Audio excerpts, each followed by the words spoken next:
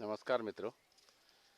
आज जिस पेड़ का उल्लेख मैं कर रहा हूँ, भीमल के नाम से जाना जाता है ये, और मध्य शिवालिक की पहाड़ियों में ये आबादी के आसपास स्वतः ही उग जाता है। ये तो ऐसे उगाने की ज़रूरत नहीं होती है। जहाँ जहाँ गांव के नज़दीक खेती होती है, खेतों के किनारों में देखिए, आप सभी दिखाता हूँ मैं आपको।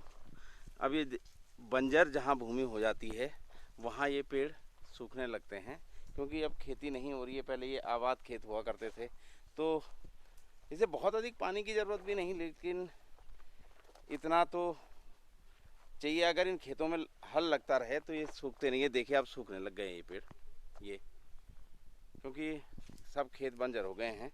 और ये सब पेड़ जितने भी हैं, ये इस पेड़ की एक खासियत है, ये बड़ा शर्मीला किस्म का पेड़ है।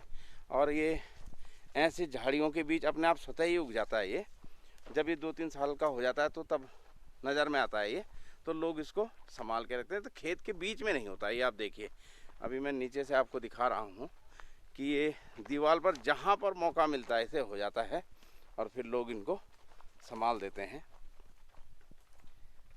ये देखिए आप, बहुत ही महत्वपूर्ण पेड़ है ये हमारे गाँवों की आर्थिक स्थितियों के लिए। पहाड़ी की ये ऐसे समय में काम आता है जब कड़ाके की ठंड पड़ती है। ये देखिए, बंजर हो गई, ये दीवार पे है। ये देखिए, दूसरा पेड़, तीसरा पेड़, जितने भी पेड़ हैं ये देखिए, ये देखिए। और ये पशु भी इस चक्कर में इस पेड़ों के नीचे रहते हैं कि लोग अभी भीमल को काट के ले जाते हैं तो उसके 2-4 पत्ते गिर जाते हैं। ये देखिए आप, तो जब कड़ाके की ठंड होती है, ये घास देखिए आप, सूख गया घास करीब करीब, तो उस समय ये हरा रहता है।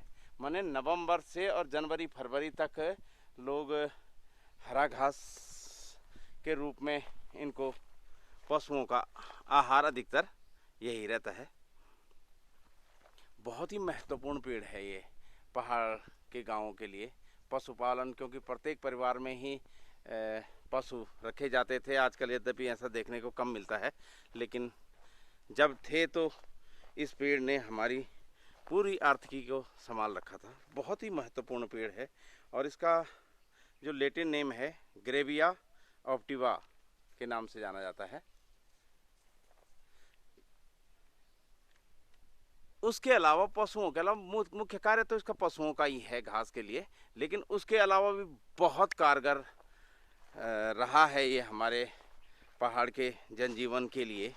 कि जब साबुन उबुन यहाँ ऐसे उपलब्ध नहीं होते थे तो इसका शैम्पू बनता है। शैम्पू इसका ऐसे बनता है, मैं दिखाता हूँ आपको। ये जो टहनियाँ हैं, ये बारीक बारीक टहनियाँ जो हैं, इससे रेशा निकालते हैं, इसको कूटते हैं और इससे रेशा निकल जाता है, और उस रेशे को फिर कूटते हैं। इसमें एक चिपचिपा सा पदार्थ निकलता है, और उससे आप बाल भी धोइए, शरीर को भी रगड़िए, और उसमें बड़ा नरम बना रहता है, पूरी नमी बनी रहती है बालों में भी और शरीर पर भी। ये देखिए आप, इनकी पत्तियों को देख लीजिए, खूब चौड़ी पत्तियां होती हैं ये।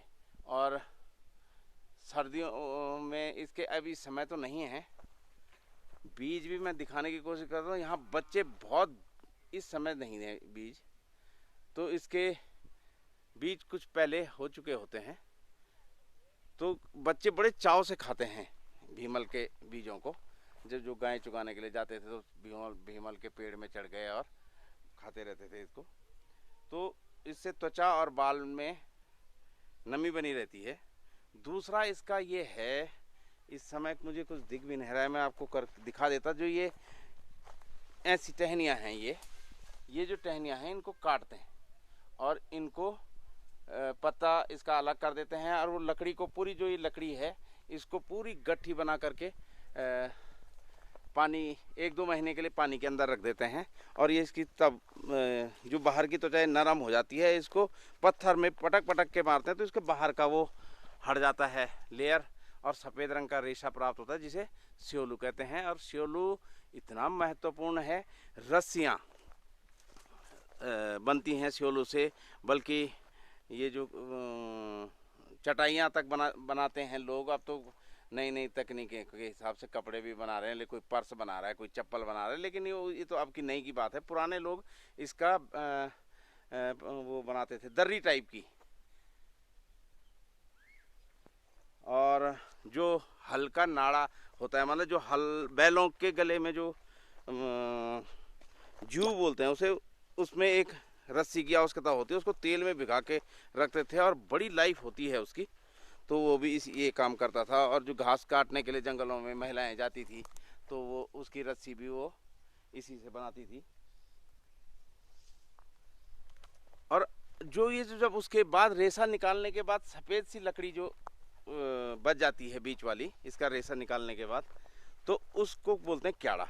वो आग जलाने के, जब हमारे यहाँ माचिसें इतनी उपलब्ध नहीं थी, एक परिवार से ने आग जला दी सबसे पहले, तो उसके बाद क्या करते थे कि अपने वो उन लकड़ियों को लेके जाते थे क्याड़ा, और वहाँ से आग जला के अपने घर में लाते थे। इतनी उपलब्धता नहीं थी, दुकानें भी बहुत दूर दूर हुआ करती थी, तो ऐसे माचिस की डब्बियों को भी ऐसे बर्बाद नहीं करते थे लोग, वो आग से आग जलाने का काम करते थे। ये आप इसकी ये देख लीजिए, इसका पेड़ ये बहुत, और आग जलाने के लिए लकड़ी बहुत काम आती है। जब ये सूख जाते हैं तो इसकी बड़ी अच्छी आग होती है, बड़ी देर तक जिंदा रहती है और बड़ा ताप रहता है इसमें।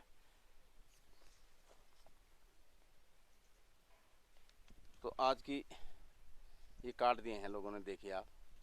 और इस पेड़ की एक खासियत है, इसको जितना काटा जाएगा, ये जो ऊपर की टहनियाँ जो कट रही हैं, इनको जितना काटा जाएगा ये पेड़ उतनी ज़्यादा इसकी लाइफ होती है। ये जितना इसको नहीं काटा जाएगा तो इस पेड़ की लाइफ कम होती जाती है। ये खासियत भी है इस पेड़ की। तो एक सामान्य जानकारी आपके लिए। धन्यवाद।